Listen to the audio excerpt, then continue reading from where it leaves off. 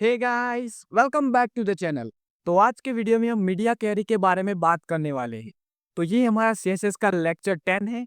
तो अभी तक आपने इससे पहले वाले वीडियोस को नहीं देखा है तो मैं फ्रंट एंड वेब डेवलपमेंट की प्लेलिस्ट की लिंक आपको डिस्क्रिप्शन में प्रोवाइड करा दूंगा। तो आप वहां से उसे एक्सेस कर सकते हैं और इससे पहले वाले सभी वीडियोस को देख सकते हैं।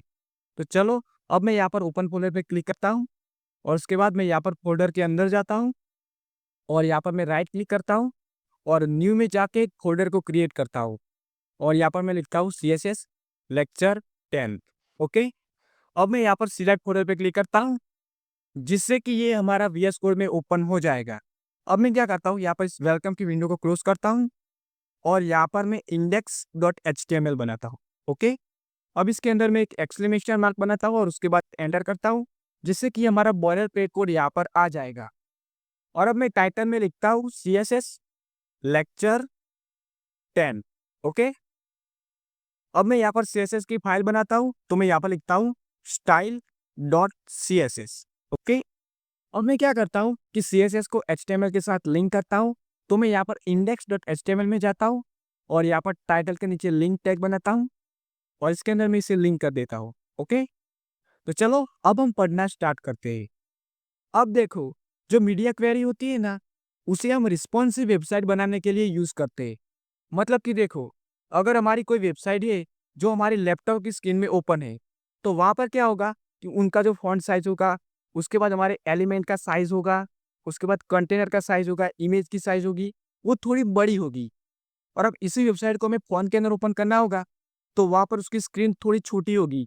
तो हमें क्या करना होगा कि हमारे जो फ़ॉन्ट साइज होगी, उसके बाद हमारा कंटेनर होगा, उसके बाद उसके अंदर इमेज होगी, उन सभी को हमें थोड़ा छोटा करना होगा। तो ये सब करने के लिए हम यहाँ पर मीडिया क्वेरी को यूज़ करते हैं। तो चलो, अब मैं क्या करता हूँ, यहाँ पर एक div बनाता हूँ और इसके अंदर मैं क्लास ले लेता हूँ और यहाँ पर मैं लिखता हूँ बॉक्स। ओके, अब मैं इसे कंट्रोल एस करता हूँ और यहाँ पर मैं style.css में जाता हूँ और यहाँ पर मैं क्लास सिलेक्टर को यूज़ करता हूँ। तो यहाँ पर मैं लिखता हूँ डॉट बॉक्स। ओके, अब मैं यहाँ पर कर्ली ब्रैकेट बनाता हूँ और इसके अंदर मैं विड्थ की प्रॉपर्टी अप्लाई करता हूँ और यहाँ पर मैं लिखता हूँ 100 पिक्सल। ओके, उसके बाद मैं यहाँ पर हाइट की प्रॉपर्टी बनाता हूँ और इसके अंदर भी मैं लिखता हूँ 100 पिक्सल। ओके, अब इसके अंदर मैं बॉर्डर की प्रॉपर्टी बनाता हूँ और इसके अंदर मैं लिखता हूँ 2 पिक्सल सॉलिड ब्लैक। ओके, उसके बाद मैं यहाँ पर बैकग्राउंड कलर की प्रॉपर्टी बनाता हूँ और यहाँ पर मैं लिखता हूँ रेड। ओके, तो अब हम यहाँ पर मीडिया क्वेरी को यूज़ करते हैं। तो जब भी हमें मीडिया क्वेरी को यूज़ करना हो तो हमें यहाँ पर एक टेम्पलेट को फॉलो करना होता है। तो उसके लिए हमें क्या करना होता है कि पहले एक @ लिखना होता है और उसके बाद हमें मीडिया लिखना होता है। अब इसके बाद हमें स्मॉल ब्रैकेट बनाना होता है और अब इसके अंदर हमें विड्थ को डिफाइन करना होता है। तो मैं यहाँ पर लिखता हूँ विड्थ। ओके, और अब इसके अंदर मैं लिखता हूँ 500 पिक्सल। अब इसके बाद यहाँ पर हमें क्या करना है कि कर्ली ब्रैकेट बनाने हैं और अब हमें क्या करना है कि यहाँ पर क्लास सिलेक्टर, ID सिलेक्टर या टैग नेम सिलेक्टर को यूज़ करके यहाँ पर स्टाइल को अप्लाई करना है। तो मैं यहाँ पर लिखता हूँ डॉट बॉक्स। ओके, उसके बाद कर्ली ब्रैकेट बनाता हूँ और इसके अंदर मैं बैकग्राउंड कलर की प्रॉपर्टी को अप्लाई करता हूँ और यहाँ पर मैं लिखता हूँ येलो। ओके, तो अब मैं आपको इसका टेम्पलेट समझाता हूँ। तो सबसे पहले हमें क्या करना होता है, पहले मीडिया लिखना होता है, उसके बाद हमें स्मॉल ब्रैकेट बनाने होते हैं और हमारी जो विड्थ होती है ना, उसे हमें डिफाइन करना होता है और उसके बाद हमें कर्ली ब्रैकेट बनाने होते हैं और उसके अंदर हम क्लास सिलेक्टर, ID सिलेक्टर या टैग नेम सिलेक्टर को यूज़ करके यहाँ पर स्टाइल को अप्लाई कर सकते हैं।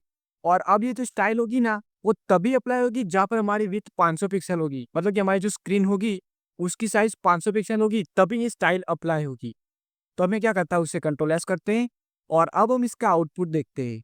तो मैं यहाँ पर कोल आई पर क्लिक करता हूँ और देखो, यहाँ पर हमें ये आउटपुट दिखाई दे रहा है। यहाँ पर मैंने जो भी स्टाइल अप्लाई की थी वो यहाँ पर आ चुकी है। पर अब हमें मीडिया क्वेरी का आउटपुट देखना है तो हमें क्या करना होगा कि पहले यहाँ पर राइट क्लिक करना है और उसके बाद इंस्पेक्ट पर क्लिक करना है। अब उसके बाद यहाँ पर आपको इस एलिमेंट के साइड में डिवाइस का आइकन दिखाई देगा, आपको यहाँ पर क्लिक करना है। तो अब इससे क्या होता है कि हम यहाँ पर सभी डिवाइस के अंदर हमारा आउटपुट देख सकते हैं। जैसे कि मैं यहाँ पर क्लिक करता हूँ, यहाँ पर मैं रिस्पॉन्सिव पर क्लिक करता हूँ और अब इसके अंदर हम यहाँ पर कस्टम विड्थ और हाइट को अप्लाई कर सकते हैं। तो मैं यहाँ पर लिखता हूँ 500 पिक्सल। ओके, अब इसे मैं एंटर करता हूँ तो देखो, यहाँ पर हमारी जो स्क्रीन थी वो 500 पिक्सल की हो चुकी है और हमने मीडिया क्वेरी को यूज़ करके 500 पिक्सल पर इसका बैकग्राउंड कलर येलो किया था, तो वो भी यहाँ पर आ चुका है। और अब मैं यहाँ पर इसकी विड्थ को चेंज करूँगा ना, तो क्या होगा कि हमारा जो कलर होगा ना वो भी चेंज हो जाएगा। तो वहाँ पर हमने क्या किया था कि हमारी जो स्टाइल होगी ना वो सिर्फ 500 पिक्सल पे ही अप्लाई होगी। तो इस तरह से हम यहाँ पर स्क्रीन की साइज के अकॉर्डिंग हमारी स्टाइल को चेंज कर सकते हैं। तो चलो अब हम वीएस कोड में वापस जाते हैं और आगे बात करते हैं। देखो यहाँ पर हमने इस विड्थ को डिफाइन किया है ना, तो यहाँ पर हम क्या कर सकते हैं, यहाँ पर मिनिमम विड्थ को भी डिफाइन कर सकते हैं। तो इसके लिए हमें क्या करना है कि यहाँ पर हमें लिखना है मिनिमम। ओके, तो अब इससे क्या होगा कि हमारी जो स्क्रीन की साइज होगी ना वो 500 पिक्सल या उससे ज़्यादा होगी ना, तो यहाँ पर स्टाइल अप्लाई हो जाएगी। तो अब मैं इसे कंट्रोल एस करता हूँ और अब हम इसका आउटपुट देखते हैं। तो देखो यहाँ पर हमें ये आउटपुट दिखाई दे रहा है। यहाँ पर हमारी जो स्क्रीन है ना, इसकी विड्थ 600 पिक्सल है। अब मैं क्या करता हूँ, इसकी विड्थ को चेंज करता हूँ और यहाँ पर मैं लिखता हूँ 400 पिक्सल। और देखो अब क्या हुआ कि हमारा जो मीडिया क्वेरी है ना, उसकी स्टाइल यहाँ पर अप्लाई नहीं हुई, क्योंकि देखो वहाँ पर हमने क्या किया था कि मिनिमम 500 पिक्सल को सेट किया था। क्योंकि हमारी जो स्क्रीन होगी ना, उसकी साइज मिनिमम 500 पिक्सल तो होनी ही चाहिए, तभी हमारी मीडिया क्वेरी अप्लाई होगी। तो इस तरह से हम यहाँ पर मिनिमम विड्थ को यूज़ करके मीडिया क्वेरी को यूज़ कर सकते हैं। तो चलो अब हम वीएस कोड में वापस जाते हैं और आगे बात करते हैं। अब देखो यहाँ पर हमने इस मिनिमम विड्थ को यूज़ किया है, तो इस तरह से यहाँ पर मैक्सिमम विड्थ भी होती है।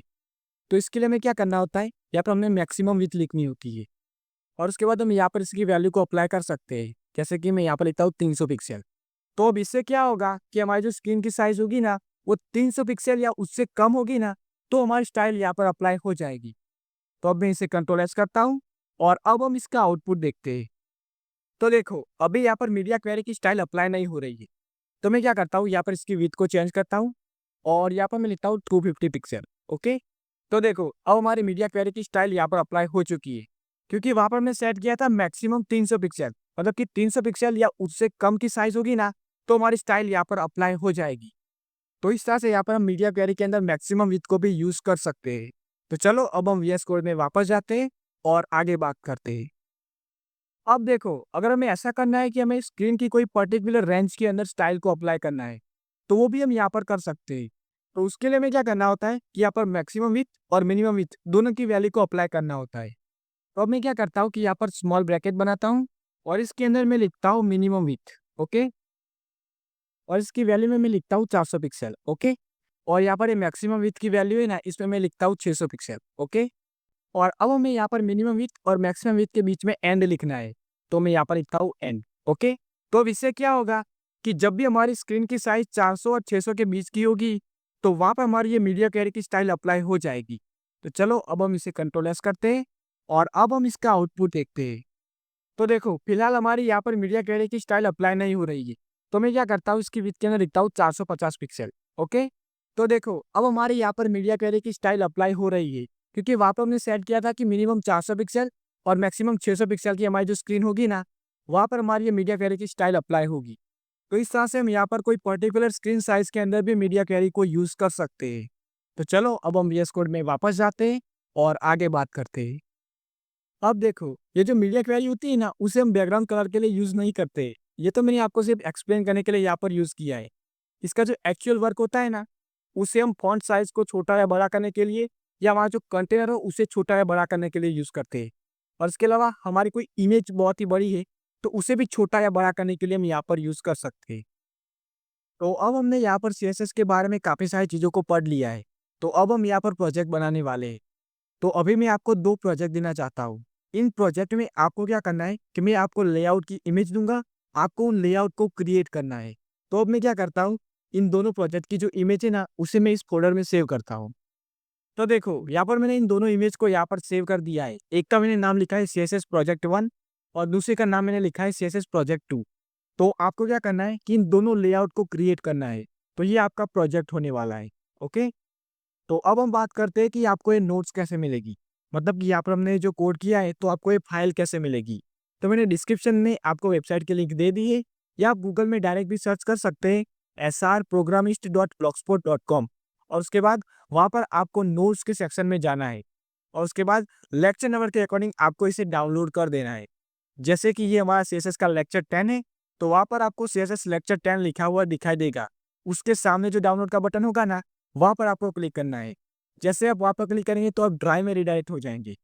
अब ड्राइव में क्या होता है कि हमने जो भी फोटो अपलोड किया होता है उसका नाम ऊपर दिखाई देता है और उसके अंदर जो भी फाइल होती है ना, वो हमें बीच में दिखाई देती है।